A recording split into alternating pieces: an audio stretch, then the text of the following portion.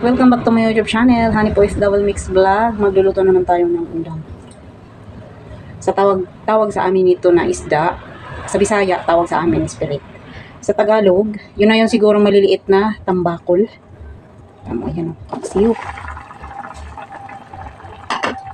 Paksiw na or tuna. Pero maliliit siya.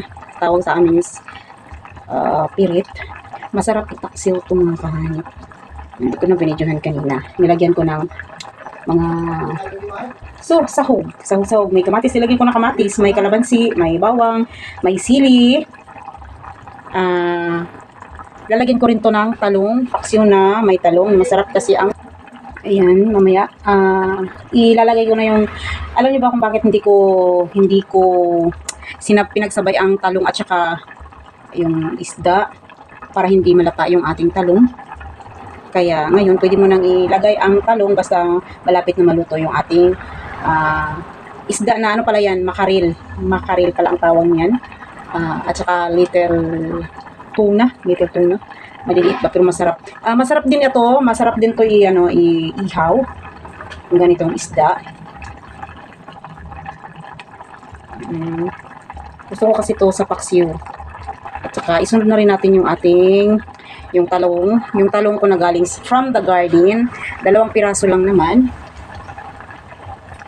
Ayan, ilalagay ko na hindi ko na siya hinati. Gusto ko yung ganitong isang buo talaga. Pag nagpaksiw ako na lagyan ko ng ilalagay ko yung talong. Ayoko yung ni-slice ko. Gusto ko ganitong pagkaluto ng talong.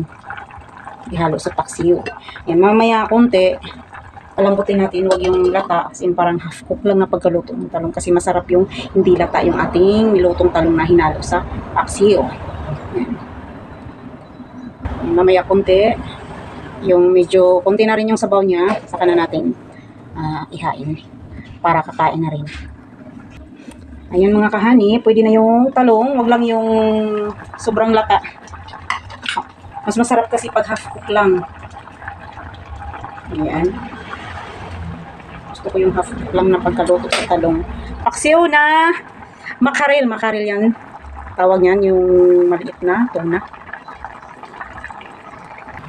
Ayan natin yan. Sa mga hindi nakakilala nito, ayan. Ganyan yan. Yan ang little tuna. Little tuna na maliit lang siya. Little nga tuna. O yan. Tapos makaril tawag sa amin. Sa amin naman Bisaya.